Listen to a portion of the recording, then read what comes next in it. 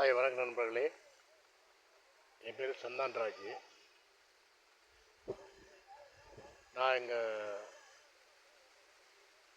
பாரம்பரிய விவசாயம் மாதிரி பண்ணிக்கிட்டு இருக்கேன். எந்த உரங்களும் போடுறது கிடையாது. ஒரு தொழு உரம் போடுவேன், இல்லாட்டி எந்த உரம் இயற்கையாக விவசாயம் பண்ணிக்கிட்டு இருக்கேன். ஒரு ஏக்கர் கடலை போட்டிருக்கேன். ஆமாம், இதை எங்கள் இடம். அது இந்த கடலை போட்டிருக்கேன் பாருங்கள். ஒரு ஏக்கரு போட்டு விவசாயம் பண்ணிக்கிட்டு இருக்கேன். இடையில மழை பெய்யும். இப்போ கடந்த 4-5 நாளாக மழை ஒன்றும் பெய்யலை.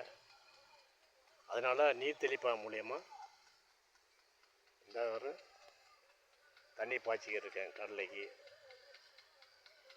எல்லாம் இயற்கை விவசாயத்தை பண்ணிக்கிறேன் ஃபுல்லாக. இடையில ஊடு பயிராக தட்டைப்பயிர் போடுவேன், உளுந்து, சூரியகாந்தி,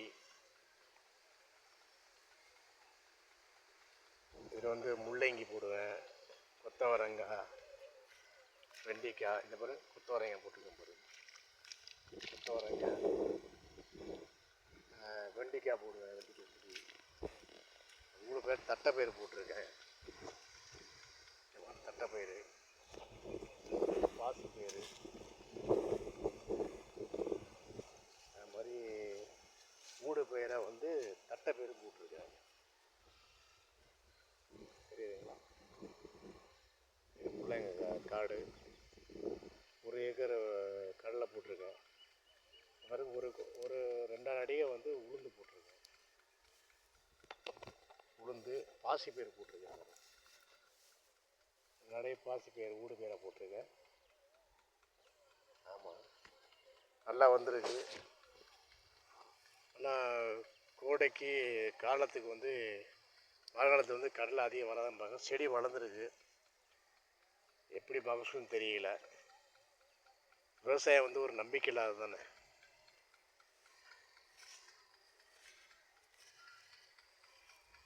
இயற்கை சூழ்நிலை வருமானம் வரும், இல்லாட்டி இல்லை. நான் பாரம்பரியத்தை விடக்கூடாதுன்ட்டு விவசாயம் பண்ணியிருக்கோம். நான் வேறு துறையில் படித்தவன். வெளிநாடு சொன்னதுனால வேலை இல்லாதனால இந்த அப்பாவுடைய விவசாயத்தை பார்த்துக்கிட்டு இருக்கேன். லாபம் கிடையாது, பட் விடக்கூடாதுன்ட்டு பார்த்துக்கிட்டு இருக்கேன். ஆமாம்,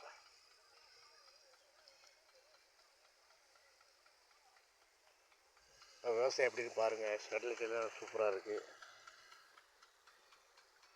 பார்த்துட்டு கமெண்ட் பண்ணுங்கள். இப்படி இருக்குன்னு உங்களுக்கு ஏதாவது விவசாயம் பற்றி தெரிஞ்சால் ஐடியா சொல்லுங்கள். இயற்கை விவசாயம் பற்றி உங்களுக்கு என்ன தெரியுமோ அதை சொல்லுங்கள், நான் ஏற்றுக்கிறேன். நன்றி, வணக்கம்.